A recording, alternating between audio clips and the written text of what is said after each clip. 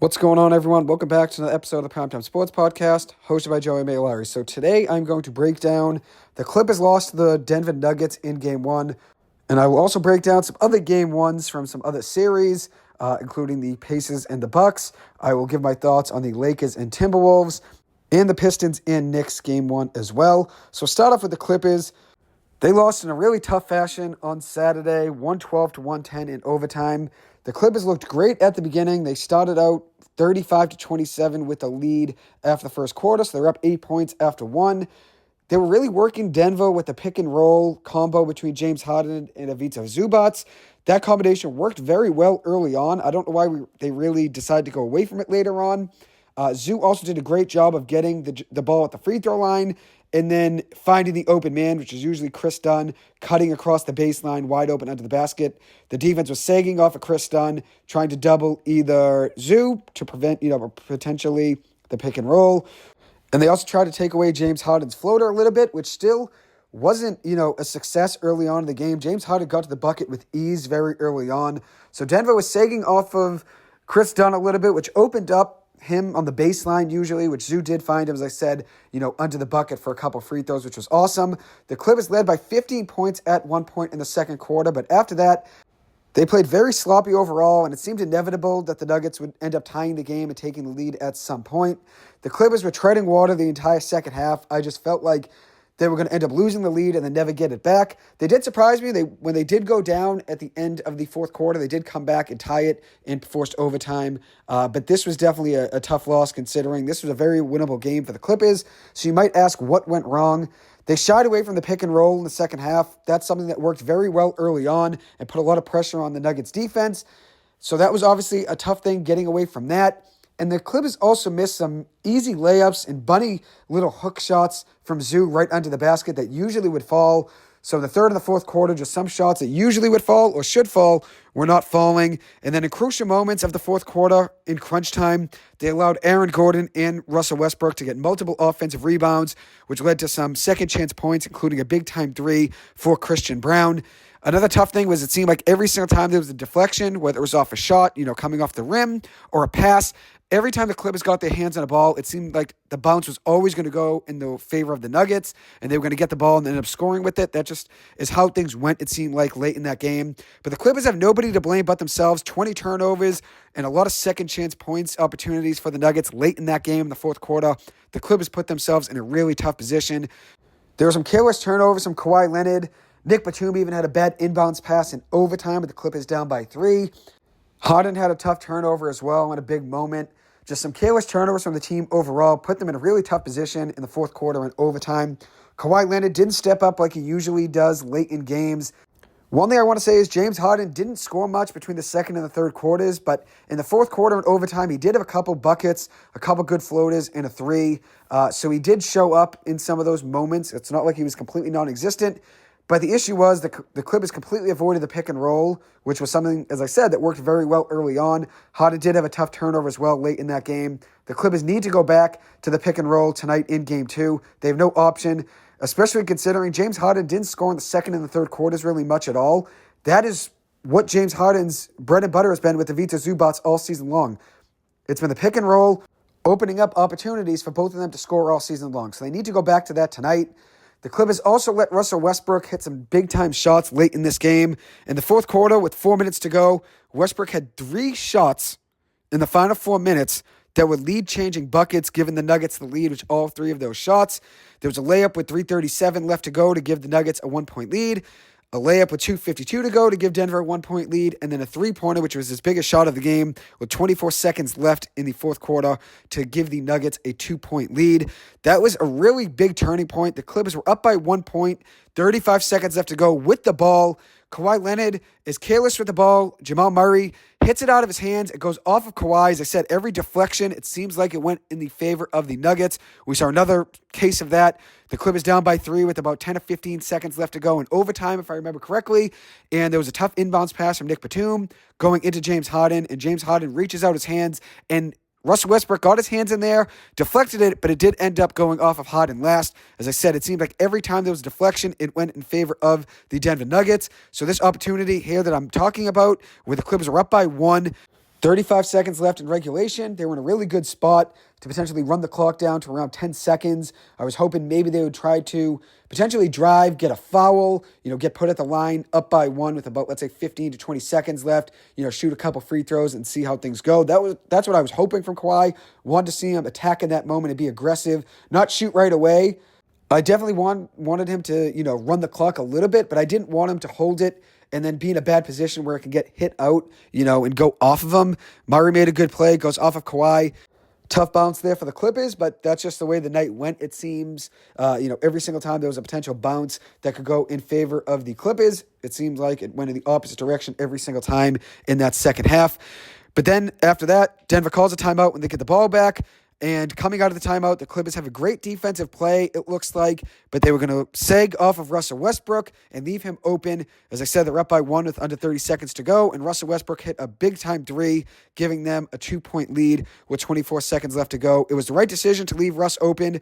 I just knew he was going to hit it, though, especially considering there was a little bit of bad blood when we left the Clippers last year. I know Bones Highland talked, on his Instagram at one point over the past month or two that Russ was definitely upset with some of his minutes at the end of his time in LA with the Clippers, but I just knew he was going to hit that shot. He ended up becoming just the first player since 1997 to have 3 made shots in the final 4 minutes of a playoff fourth quarter that took his team from trailing to leading with each of those 3 shots, and that is coming from a stat from Jake Coyne on Twitter.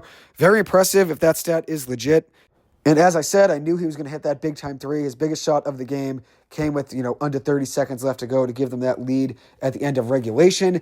I think with Russell Westbrook, a lot of people do criticize him for his late game tendencies where you'll see late in the game, he decides to not run the clock out and he tries to take a shot sooner than he should. Obviously your goal is to always try to waste the clock when you're up late in regulation. And he also tries to force some shots, even when they're a little bit down, tries to get to the bucket, goes too fast down the lane. And so I know a lot of people criticize him for the late game situations that he puts his team in usually. But at the end of the day, Russell Westbrook's a guy that can't go from 0 to 50. He goes from 0 to 100. He always gives it his all and always wants to get to the bucket and attack. I understand at times it can hurt the team, but at the same time, he gave them a big-time boost in those last, 5 minutes of regulation and then in overtime as well. He's a big-time reason they won that game. So I know a lot of people criticize him for what he does late in games, but the Nuggets don't win this game without his second-chance points and some of those big-time buckets at the end of regulation, and then his big-time, defensive play covering James Harden in overtime as well.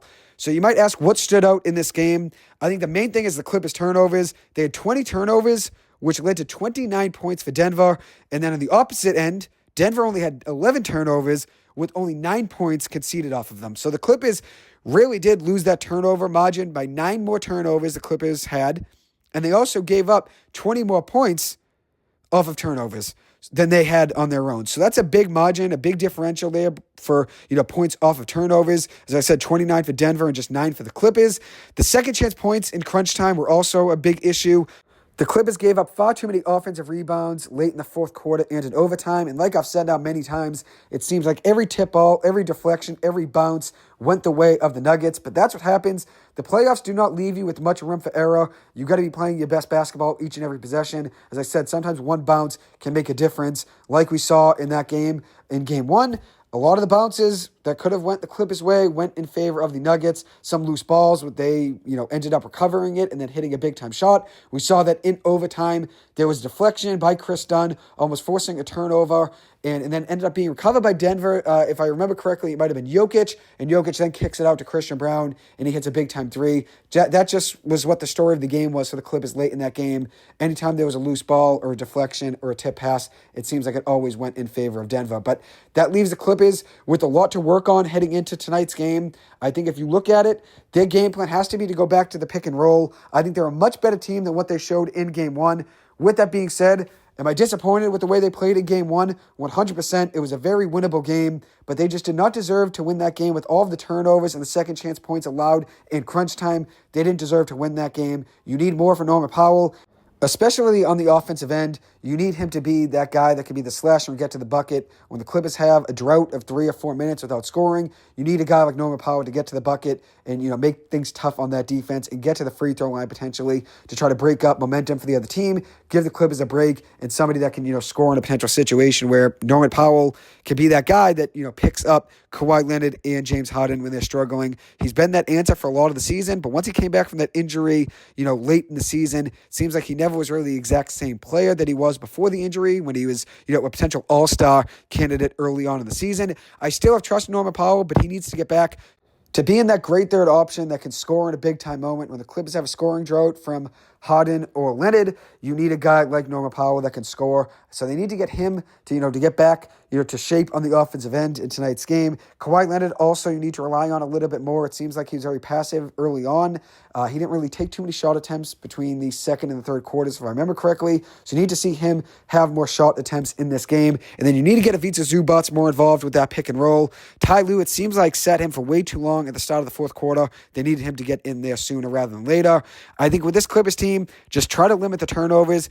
If you don't have 20-plus turnovers again tonight, you're not giving up nearly 30 points and points off of turnovers for the Denver Nuggets, you're in a much better position to win this game. I think the Clippers are the better team, especially early on in that game. You saw there was definitely a mismatch when the Clippers try to run the pick and roll. They need to get back to that in tonight's game. Ivica Zubac definitely played well on the defensive end. The reality is, Jokic is a great player. He's always going to get his points and obviously be always flirting with a triple-double every single game. But the main game plan is to try to make things tough on him and maybe try to force other guys around him to have to step up. Zoo has done a great job of trying to make things tough on Jokic, forced a lot of tough shot attempts in that game. And obviously the Clippers left it to Aaron Gordon and Russell Westbrook to try to step up, and Christian Brown even, and those guys did respond, and they stepped up in some big moments. So credit to them. Obviously, it was a tough loss for the Clippers, but as I said, they didn't deserve to win that game with all those turnovers, especially giving up all those points off the turnovers. You're not going to win many games where you're giving up 29 points off of turnovers. That's just a reality, and the Clippers need to be better tonight in that regard. Now moving on to the Knicks and Pistons game one, which the Pistons, this was a very winnable game for them. They were up 8 points in the fourth quarter, but then they ended up allowing a 21-0 run and lost the game from there. The Pistons looked so good for a while in the second half, scoring 36 points on 22 third-quarter possessions, a very efficient, elite third quarter there that set them up to take a lead in the fourth quarter, which, as I said, they ended up going up by 8 points in the fourth. But then after that, things just completely fell apart. And I know a lot of people are going to say, well, they're young and inexperienced, and that's the reason they blew this game. But this is a Pistons team that had won 40 of their last 41 games heading into this game on Saturday when they led by 5 points or more in the fourth quarter. They won 40 of 41 games when leading by 5 points or more in the fourth quarter. And so you could say, yeah, they're inexperienced and they are young, which is true. They're inexperienced and young, but they didn't blow many leads in the regular season. This is a team that played very well together. Their chemistry started taking off over the last year. You go from winning just 14 games last year to now being a playoff team and a team that nobody necessarily wants to play because they're a gritty team that plays tough and plays physical. You can't really use the inexperienced excuse for why they lost this game because they won a lot of these types of games during the regular season. And obviously having a 36-point third quarter on 22 possessions, that's very, very impressive. The issue for Detroit, though, is what happened in the fourth quarter. And they went completely ice cold on offense. With that being said, they did have their chances. Jalen Duren was crashing the glass very well and getting some second chance point opportunities for the Pistons. But the issue is, even when he got an offensive rebound, they couldn't convert and score. And there were some careless turnovers in there as well. But the Pistons, as I said, they went ice cold on offense. But you got to look at what they did in the defensive end over that 21-0 stretch. They allowed the Knicks to score in 10 straight possessions. So not only do they need to be better and not give up a crazy scoring drought like they did, but they also need to be better on the defensive end. Allowing 10 straight scoring possessions is really, really tough. So defensively, they need to go back to the game plan that worked early on in that game, which a problem for the Pistons was Asad Thompson did get into foul trouble, and this is a guy that played great against Jalen Brunson early on in the first half, holding him to just 4 of 15 shooting from the floor in the first half. But then Thompson gets into some foul trouble in the second half, and obviously the matchups are going to change. That was definitely an issue for them. And secondly, they need to be better with the ball in the offensive end. 21 turnovers, that is not going to lead to wins. They need to be better on the offensive end and be more careful with the ball. The Knicks do play very good defense, and they force them to make some tough decisions with the ball, and it ends up being turnovers. Turnovers are part of the game, but having 21 is inexcusable at times, especially in the playoffs. You can't really just say they're inexperienced and they're young. They won a lot of games that were similar to what the game was on Saturday, where they were up late in the game and found ways to win. That was obviously the reverse. This is the playoffs, so now the margin for error isn't very big. As I said, sometimes deflections, sometimes one category, turnovers, points off of turnovers, fast break points, 3-point, field goal shooting percentages. All of those matter. Like every single little thing adds up to wins and losses in the playoffs. They need to be better with the ball, point blank. The same thing with the LA Clippers. They need to be better with the ball. Now moving on to the Pacers, who took care of Milwaukee in Game 1 with a 117-98 win. Like I mentioned in my predictions, the Pacers are a very underrated team that no one should want to play in the playoffs. They play smart basketball, they're very well coached, and have strong scoring depth. They can throw a lot of different guys at you on the offensive end that can score. Pascal Siakam, Benedict Mathurin, Andrew Nembhard, Tyrese Halliburton. All of those guys can hoop, and I think they're all great players. Halliburton gets most of the attention, but Siakam, Mathurin, Nembhard, they're all very good players, especially if you look at what they can do on both ends of the floor. Mathurin is a very good player on both ends. Siakam is a very underrated player. As I said, I think he's the most underrated star in the NBA. So they have a lot of guys they can throw at you on the offensive end that can score. And then if you look at what they do in the defensive end, they have a lot of depth and a lot of size. They can keep up with anybody in the NBA. They used a lot of different looks in that game against Giannis, such as double teams and traps to make things hard on him. And that obviously definitely was an issue for the Bucks in that game. They didn't really have an answer when Giannis was getting trapped or doubled. They didn't have an answer to look to, and that's why they need Damian Lillard back. If they can get him back sooner rather than later, I know they'd be happy with that. But even if they get him back, I think Indiana still wins this series in 6 games. Milwaukee lacks the defense and the depth to try to stop Indiana, in my opinion. We'll see how things work out in Game 2. And obviously, I'm rooting for Damian Lillard to be back. I think it would make for an interesting series if he does get back for Game 2. And now moving on to the last game I'm going to mention, and that's the Minnesota Timberwolves, who surprised the Lakers with a 117-95 win in LA in Game 1. Minnesota had 21 made threes in this game. That's a franchise record in the playoffs. They did that on 42 attempts, so they shot 50% from 3, which is very impressive. The Wolves were also great in transition, outscoring the Lakers 25-6 in fast break points, which is very, very impressive. I think the main storyline of this game were the Minnesota Timberwolves role players, and that's Jaden McDaniels and Naz Reid, 2 players I highlighted my predictions. The 2 guys that really stepped up in this Game 1, McDaniels had 25 points, 9 rebounds, 2 assists, was also 11 of 13 from the floor shooting, which is very, very efficient. Obviously shows this guy can step up at any moment on the defensive end and obviously on the offensive end as well. He's a very good two-way player, doesn't really get the credit he deserves. And then Naz Reid, 23 points, 5 rebounds, 2 assists, 6 of 9 shooting from 3. He helped stretch the floor a ton for that Timberwolves team. Edwards didn't have the most efficient game.